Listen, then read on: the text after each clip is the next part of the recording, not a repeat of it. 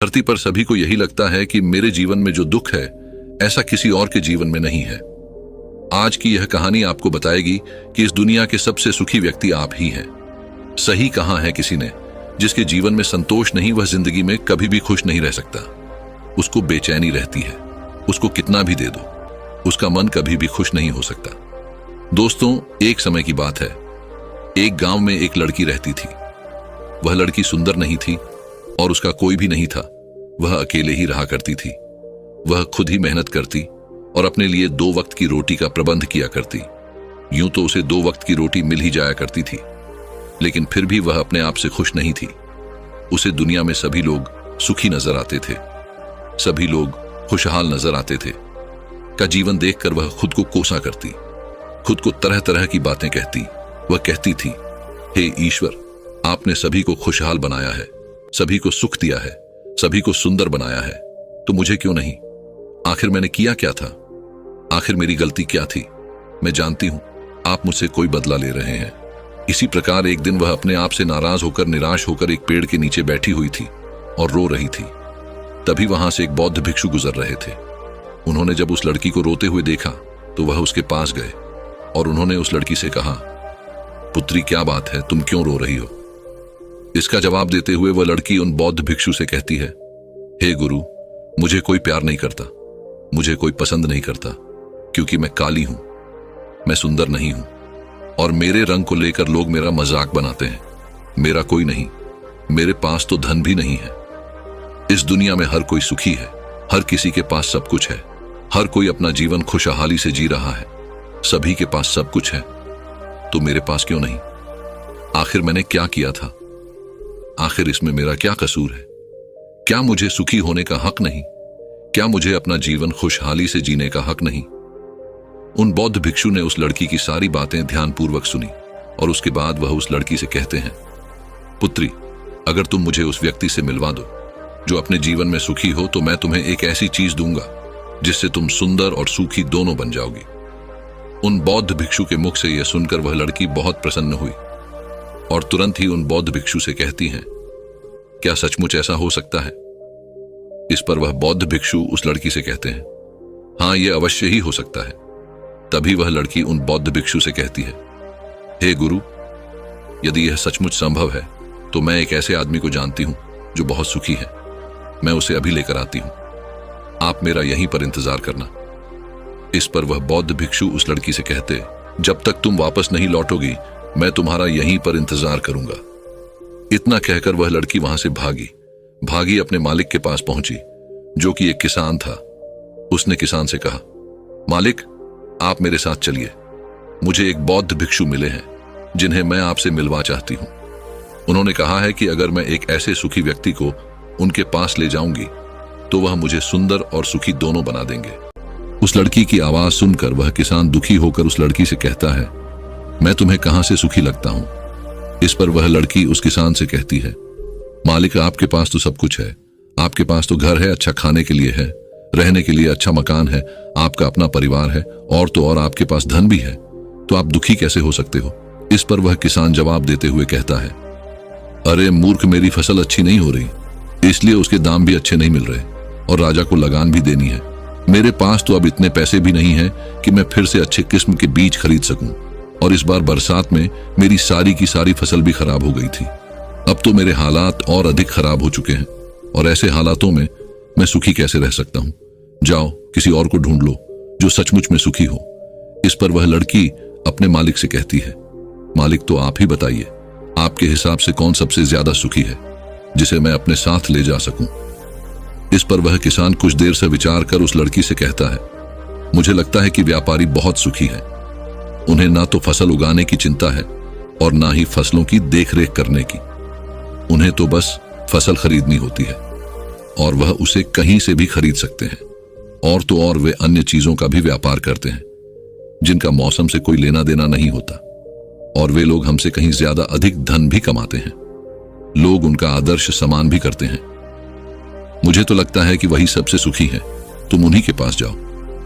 वह लड़की अपने मालिक की बात सुनकर वहां से भागी एक व्यापारी के पास जा पहुंची और उस व्यापारी से कहती है, मालिक, आप मेरे साथ चलिए, मुझे एक भिक्षु मिले हैं जिन्हें मैं आपसे मिलवा चाहती हूँ।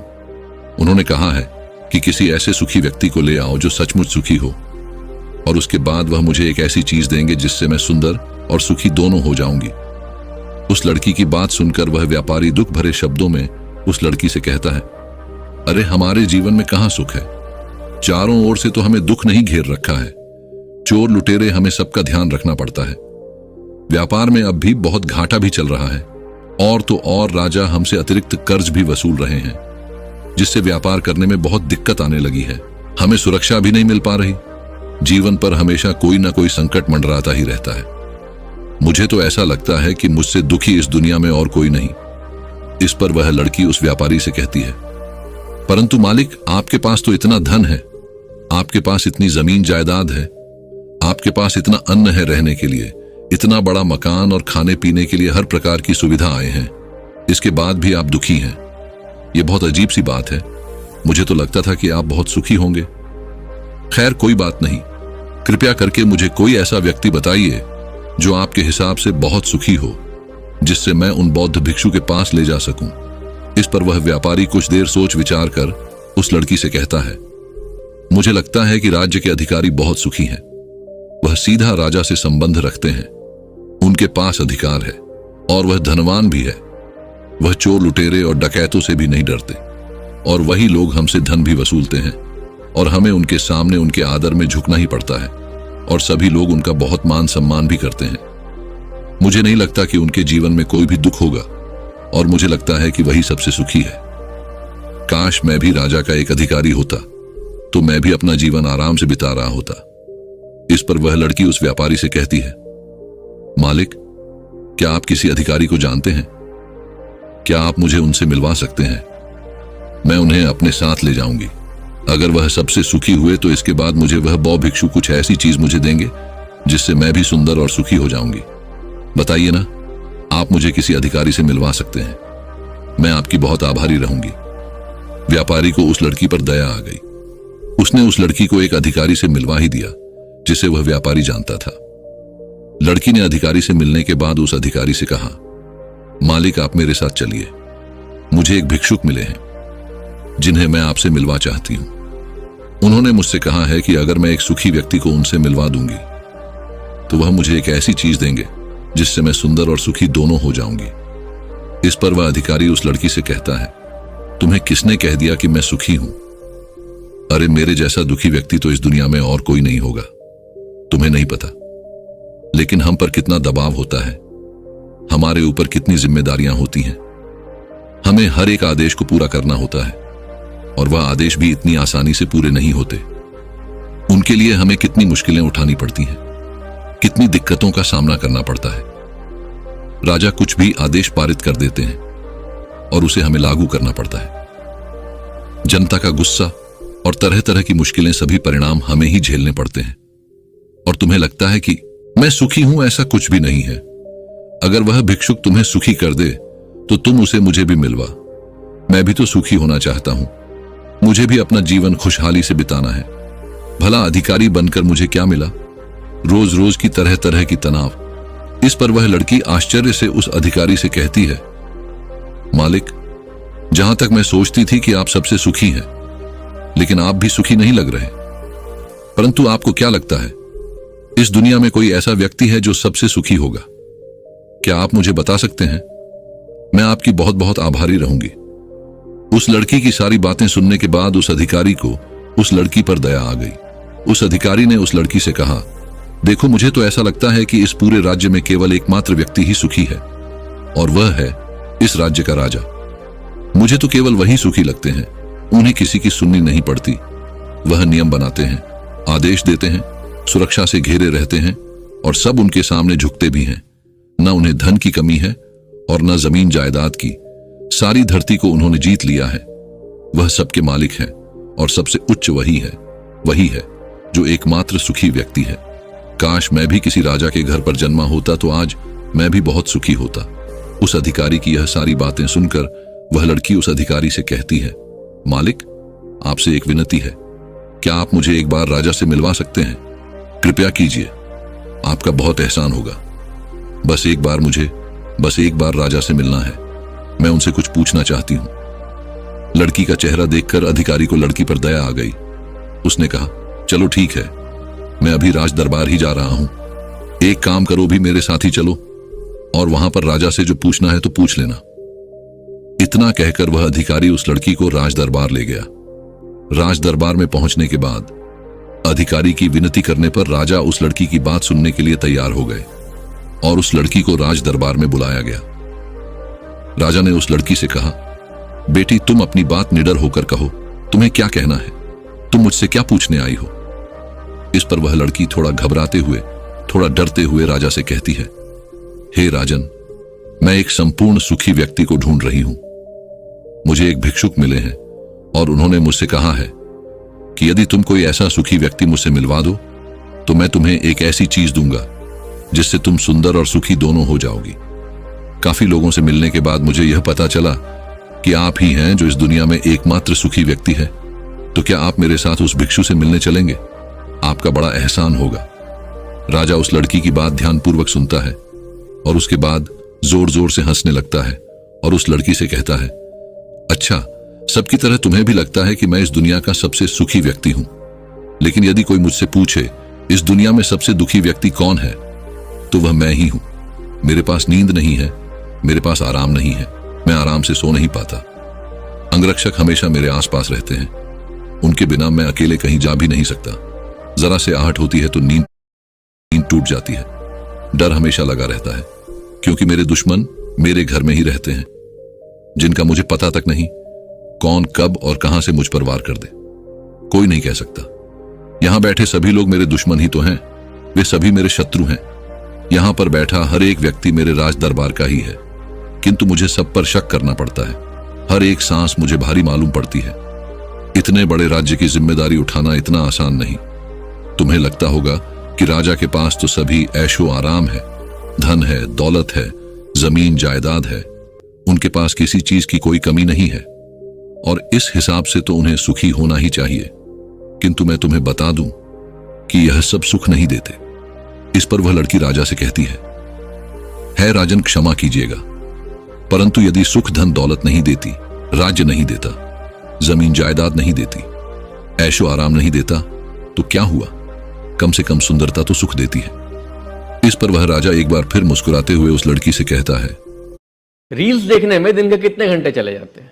4, 5, बस दिन भर कुत्ते बिल्लियों की और क्रिकेट के वीडियोज ही भेजते रहो। भाई, एक दिन में 5 घंटे मतलब एक हफ्ते में 35 घंटे, एक महीने में 6 दिन और एक साल में 2.5 महीने। अब ये सोचो कि ये समय अगर कुछ सीखने में लगा देते तो अपनी आमदनी बढ़ा सकते हो, अपने करियर में आगे बढ़ सकते हो, कोई नया बिजनेस या स्टॉक मार्केट की इन्वेस्टिंग सीख सकते हो। लेकिन नहीं, हमें तो बस स्वाइप अप करते जाना है और रीलें आगे बढ़ती जाएंगी। रील्स देखकर तुम्हें क्या लगता है क्या फायदा होता होगा? क्या तुम्हें कोई नई नॉलेज मिल पाती है? नहीं। क्या तुम कुछ नया? पुत्री, सुंदरता जो मैंने देखी है, जो लोग शक्ल से सुंदर होते हैं उनके मन सुंदर नहीं होते। वे लोग तो एक मुखौटा लगाए घूमते रहते हैं। वे दूसरों को दिखाते हैं कि मैं कितना सुंदर हूं, लेकिन समय सबकी सुंदरता छीन लेता है। एकमात्र सुंदरता मन में ही रहती है और जिसका मन सुंदर है वह हमेशा ही सुंदर रहता है। इस पर वह लड़की राजा से कहती है, हे महाराज, तो आप ही बताइए कि आपके हिसाब से इस दुनिया में सबसे सुंदर और सुखी कौन है? इस पर वह राजा लड़की से कहता है, मेरे हिसाब से तो एक गरीब व्यक्ति जो 2 वक्त की रोटी का प्रबंध कर सके, बस इतना ही, जो किसी तंत्र बिना, किसी बंदिशों के बिना किसी भी दिशा में घूम सके, उसे कुछ भी छीन जाने का डर ना हो, कुछ भी लूट जाने का खौफ ना हो, जिसे रात को अच्छी नींद आती हो। मुझसे पूछोगे तो सबसे ज्यादा सुखी वही होगा और इस हिसाब से मैं तुम्हें देखता हूं कि तुम सबसे सुखी हो। तुम्हारे पास नींद है, अच्छा मन है, चारों दिशाएं हैं और कोई डर नहीं, कोई साजिश नहीं, कोई षड्यंत्र नहीं, बस जीवन है, खुला जीवन। मेरे हिसाब से तुम ही सबसे सुखी हो। राजा की यह सारी बातें सुनकर एक पल के लिए वह लड़की सोच में पड़ गई और तभी उसे इस बात का एहसास भी हो गया कि वाकई में वह एकमात्र सुखी है, वही सुंदर है। और अब वह जो थी जैसी भी थी, उसे खुद के होने पर गर्व होने लगा। पूरे दिन यहां वहां भटकते हुए आखिरकार थक हार कर, लेकिन संपूर्ण सुख लिए वह चेहरे पर मुस्कान ली। प्रकृति से बातें करते हुए वह उन बौद्ध भिक्षु के पास वापस लौटी और उसने उन बौद्ध भिक्षु से कहा, हे गुरुवर, मैं यहां से गई थी तो मुझे लग रहा था कि मैं ही सबसे दुखी हूं और मैं ही सबसे बदसूरत हूं। लेकिन यहां से जाने के बाद जैसे जैसे मैं लोगों से मिलती गई, मुझे यह एहसास होने लगा कि इस दुनिया में सबसे सुखी व्यक्ति तो मैं ही हूं। हाँ, यह बात और है, मैं किसी सुखी व्यक्ति को आपके पास ला ना सकी, क्योंकि मुझे लगता था कि मुझे छोड़कर सब सुखी है। लेकिन बात तो कुछ उलटी ही हो गई। यहां तो मुझे छोड़कर सभी दुखी हैं। सभी को किसी ना किसी चीज का डर है, कुछ ना कुछ खो जाने का डर है, कुछ ना पाने का डर, खुलकर ना जी पाने का डर। इस हिसाब से तो मेरे पास सब कुछ है। मैं खुशी से झूम सकती हूँ, गा सकती हूँ, जहां मन करे वहां जा सकती हूँ, और 2 वक्त की रोटी का इंतजाम करने के लिए मेरे पास ये हाथ और पैर भी है। मुझे किसी चीज का कोई गम नहीं। मेरे पास ऐसा कुछ नहीं जिसके खोने का डर मुझे सताए।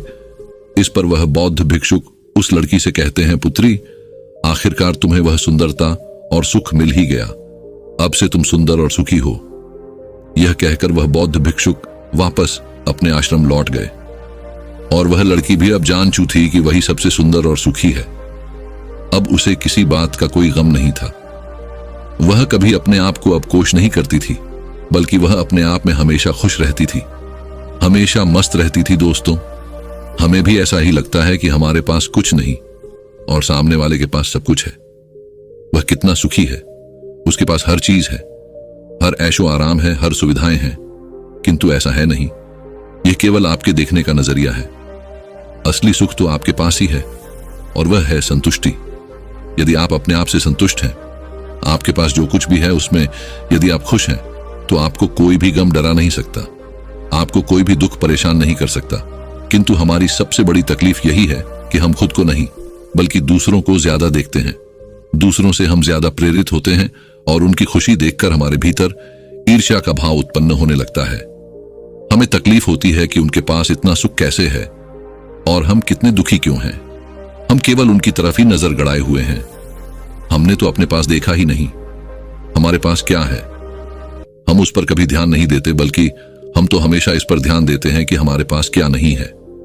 और यही नजरिया आपको दुख और तकलीफों की ओर ले जाता है। आप चाहकर भी सुखी नहीं रह पाते, क्योंकि आपने अपना नजरिया क्या नहीं पर गड़ा रखा है। वहीं पर यदि आप इस तरह से सोचे कि मेरे पास बहुत कुछ है, रहने के लिए अच्छा घर है, खाने के लिए अच्छा खाना है, पहनने के लिए अच्छे कपड़े हैं, कम से कम 2 वक्त की रोटी का आपके लिए इंतजाम भी हो जाता है, लेकिन बहुतों के पास तो यह भी नहीं होता, तो क्या आप सुखी नहीं हैं? क्या आपके पास वह सब नहीं है जो उनके पास नहीं? जरा एक पल के लिए सोच कर लेने चला जाता है। बेटे के जाते ही इधर उस गरीब महिला के प्राण निकल जाते हैं। जब गांव वालों को पता चलता है तो सब लोग इकट्ठे होकर उस महिला का उसके बेटे के हाथों अंतिम संस्कार कराते हैं। अब तो वह बालक बिल्कुल अकेला हो गया था। किस्मत भी क्या खेल दिखाती है। जब जरूरत होती है अपनों की, तब अकेलेपन की रात में जगाती है। बिना माता पिता का बेटा, उम्र भी ज्यादा नहीं थी। आखिर जाए तो कहां जाए, करें तो क्या करें। दूर के जो रिश्तेदार थे, उन्होंने भी उस बालक पर ध्यान नहीं दिया। आखिर वह गरीब जो था, लेकिन वह बच्चा अकेले ही अपने जीवन की राह पर चल देता है। उसने कभी हार नहीं मानी। जो पैसे मां छोड़ गई थी, कुछ दिन तक उन पैसों से अपना गुजारा चलाता रहा। कुछ दिन के बाद वह पैसे खत्म हो जाते हैं। घर में भी कुछ नहीं था। अब तो एक ही चारा था कि कुछ काम धंधा किया जाए, तभी भोजन की व्यवस्था होगी, तभी स्कूल की फीस भरी जाएगी। लड़के को अपनी माँ की बात अच्छी तरह याद थी। उसकी माँ ने कहा था कि बेटा, कितना भी बुरा वक्त आ जाए, पर किसी के आगे हाथ मत फैलाना, मेहनत करके ही अपना जीवन यापन करना। लड़के को अपनी माँ की यह बात अच्छी तरह याद थी, इसीलिए वह कभी किसी के आगे भीख नहीं मांगता था। स्कूल से आने के बाद वह किसी के खेतों में काम करने चला जाता, कभी किसी की चाय की दुकान पर काम कर लेता, और वहां से कुछ पैसे मिलते तो अपने स्कूल की फीस भर देता था और अपने खाने पीने की सामग्री खरीद लाता था। इस प्रकार छोटी सी आयु में वह बच्चा पढ़ाई भी करता था और मजदूरी भी करता था। धीरे धीरे कुछ साल ऐसे ही निकल जाते हैं। बच्चा अब अपने गांव से निकलकर कस्बे में पढ़ने लगता है। तब उसकी कॉपी किताबों का, स्कूल की फीस का खर्चा बढ़ जाता है, लेकिन उस बालक ने हिम्मत नहीं हारी। रोजाना स्कूल जाता था। वह जो भी कमाता था, उसकी सारी कमाई पढ़ने लिखने में ही लग जाती थी, और जो कुछ थोड़ा बहुत बचता था उससे अपना पेट भर लेता था। अगर वह कहीं कोई स्थायी काम करता तो उसकी पढ़ाई छूट जाती थी, और पढ़ाई करता तो पेट भरने के लिए भी कुछ नहीं था। इसलिए साथ ही साथ वह दोनों काम करता था। स्कूल से आकर वह इधर काम करने चला जाता था। एक दिन की बात है, वह बच्चा स्कूल से पढ़कर घर वापस लौटा, फिर उसके बाद काम की तलाश में चला गया। लेकिन उस दिन उसे कोई काम नहीं मिला। पूरा दिन निकल गया। हारा थका शाम को घर आकर सो गया। आज कुछ काम नहीं मिला तो खाना कहां से खाता। जो पैसे थे उनसे वह पहले ही स्कूल की फीस भर चुका था। उसकी स्थिति तो यह थी कि रोज कमाया, रोज खाया। जब उस दिन उसे कोई काम नहीं मिला तो बेचारे को भूखे पेट रहना पड़ा। केवल पानी पीकर सो गए।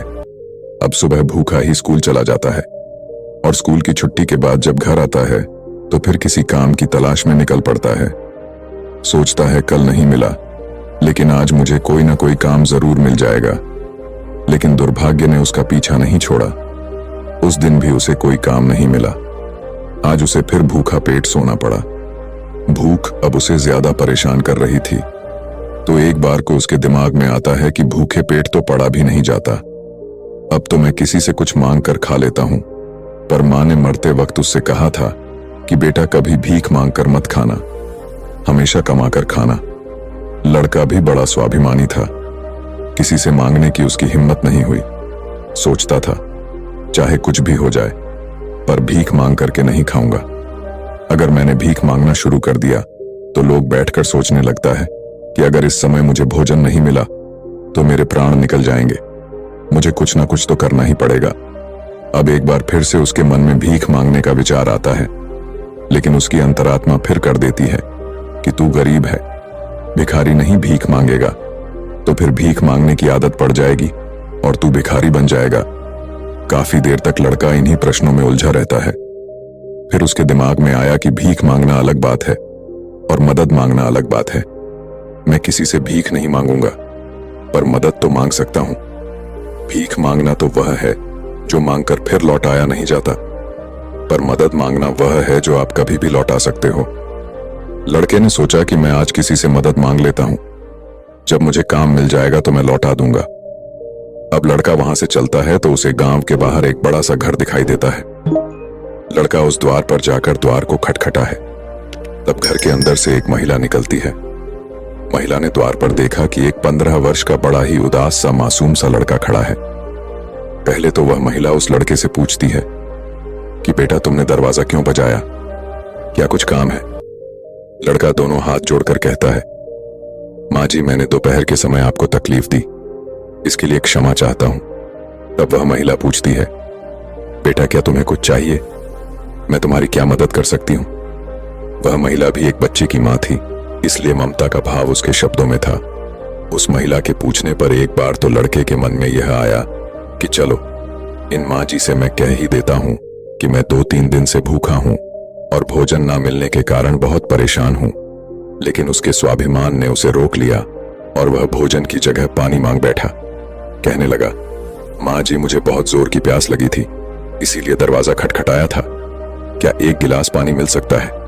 लेकिन वह महिला बहुत समझदार थी। उसने जब लड़के को देखा तो वह समझ गई कि बालक बहुत भूखा है। वह कहती है, बेटा तुम थोड़ी देर रुको, मैं तुम्हारे लिए पानी लेकर आती हूं। वह महिला घर के अंदर जाती है और अपनी रसोई से एक गिलास दूध और कुछ लड्डू लेकर द्वार पर आती है और दूध से भरा गिलास उस लड़के को दे देती है। लड़के ने जब गिलास पकड़ा तो उसमें दूध था। दूध को देखकर लड़का खुश हो जाता है। लड़का मन ही मन उस मां को दुआएं देने लगता है। महिला ने उसे पहले लड्डू खाने को दिए और कहा, बेटा दूध गर्म है, तुम पहले लड्डू खा लो, जब दूध ठंडा हो जाए तब पी लेना। लड़का जब उस महिला को देखता है तो उसे ऐसा लगता है जैसे उसकी ही मां उसे यह दूध पीने को दे रही है। मन ही मन सोचता है कितनी अच्छी मां है, मैंने एक गिलास पानी मांगा था और यह दूध ले आई। उसने समझ लिया कि मैं भूखा हूं। लड़का आराम से बैठकर लड्डू खाता है और दूध पीता है। तब वह महिला कहती है, बेटा क्या तुम्हें और कुछ चाहिए? लड़का सोचने लगता है कि इस दूध के बदले में मैं इस माता को क्या दे सकता हूं, मेरे पास तो कुछ भी नहीं है। दूध पीने के बाद लड़का कहता, माँ जी इसके बदले में मैं आपको क्या दे सकता हूं? महिला ने कहा, बेटे मैंने तुम्हें दूध इसलिए नहीं पिलाया है ताकि तुमसे बदले में कुछ ले सकूं।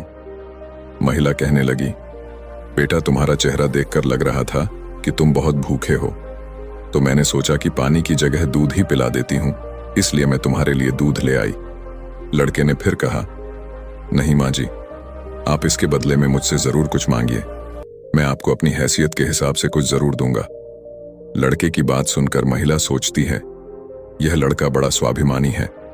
वह लड़का बार बार उससे मांगने की बात करता है, तो वह महिला उसका मन रखने के लिए कह देती है कि बेटा मैंने यह दूध पिलाकर तुम पर कोई एहसान नहीं किया है, फिर भी यदि तुम मुझे कुछ देना चाहते हो तो तुम मुझे एक वचन दो कि जिस प्रकार आज बच्चे को स्कूल छोड़ने जाती है तो उसने देखा कि स्कूल में वह लड़का भी पढ़ रहा था। वह महिला उस लड़के को पहचान लेती है। उसने स्कूल के शिक्षक जी से जाकर पूछा कि वह बालक कौन है, तो शिक्षक जी ने उसे बताया कि उस बालक का नाम महेश है और वह बिना माता पिता का बेटा है। छोटी सी आयु में ही उसके दोनों माता पिता गुजर गए थे। यह जानकर उस महिला को बड़ा दुख होता है। सोचती है जब इसके माँ बाप नहीं हैं तो फिर इसकी पढ़ाई का खर्च कौन उठाता है। तब स्कूल के बड़े शिक्षक बताते हैं, बहन जी महेश बहुत ही अच्छा बच्चा है, वह अपनी पढ़ाई का खर्च खुद उठाता है और पढ़ने में भी बड़ा तेज है। वह मेहनत मजदूरी करता है और तब जाकर स्कूल की फीस भरता है। जब कभी वह स्कूल नहीं आता है और अपनी फीस भी समय पर नहीं दे पाता है तो हम लोग उस पर ज्यादा दबाव नहीं बनाते। जब उस महिला को महेश की स्थिति का पता चलता है तो वह करुणा से भर जाती है। उसका मन करता है कि मैं उस बालक की कुछ मदद करूं जिसका कोई नहीं होता। ऐसे ही लोगों की मदद तो करनी चाहिए, तभी भगवान प्रसन्न होते हैं। जिसका कोई नहीं है वह भगवान का है, और जरूरतमंद की मदद करने का अर्थ है कि आपने भगवान को प्रसन्न कर दिया। महिला ने सोचा, यह लड़का मुझसे पैसे तो लेगा नहीं क्योंकि यह बड़ा स्वाभिमानी बालक है। तब उस महिला ने बड़े शिक्षक जी से कहा, श्रीमान जी, अगर मैं इस बालक की फीस भर दिया करूं तो आपको कोई आपत्ति तो नहीं है? शिक्षक ने कहा, बहन जी आपकी सोच अच्छी है, आप उसकी फीस भरें तो मुझे तो कोई आपत्ति नहीं होगी, लेकिन महेश इस बात के लिए तैयार नहीं होगा। तब वह महिला कहती है, शिक्षक जी मैं उसकी मदद करना चाहती हूं, आप किसी तरह से महेश को समझा देना, उससे कह देना कि आपकी स्थिति को देखते हुए सरकार ने आपकी फीस माफ कर दी है, तुम्हें फीस भरने की कोई जरूरत नहीं है। शिक्षक जी भी इस बात से सहमत हो जाते हैं। वह महिला महेश की पूरे वर्ष की फीस भर के अपने घर चली जाती है। इस तरह वह हर वर्ष उसके पूरे साल की फीस जमा कर दिया करती थी ताकि महेश सिर्फ मन लगाकर पढ़ सके। अब तो महेश पूरा मन लगाकर पढ़ता था और अपने खाने पीने के लिए किसी दुकान पर काम कर लेता था। दोस्तों, डूबते को तिनके का सहारा ही बहुत होता है। उस महिला के थोड़े से प्रयास से महेश की अच्छी खासी मदद हो गई। वह अब खूब मन लगा करके पढ़ता था। इसी तरह कुछ वर्ष और बीत गए। अब आगे की पढ़ाई करने के लिए महेश को शहर में जाना पड़ा। सोचा, शहर में रहकर मैं कोई छोटी मोटी नौकरी कर लूंगा और अपनी पढ़ाई भी करता रहूंगा। इस बात का पता उस महिला को तब चलता है जब वह उसकी फीस लेने के लिए स्कूल में जाती है। वह महिला जब महेश की फीस जमा करती है तो शिक्षक जी बताते हैं, बहन जी महेश तो आगे की पढ़ाई करने शहर चला गया है, अब आपको उसकी फीस जमा करने की कोई जरूरत नहीं है। उस महिला ने जब यह सुना तो सोचने लगी,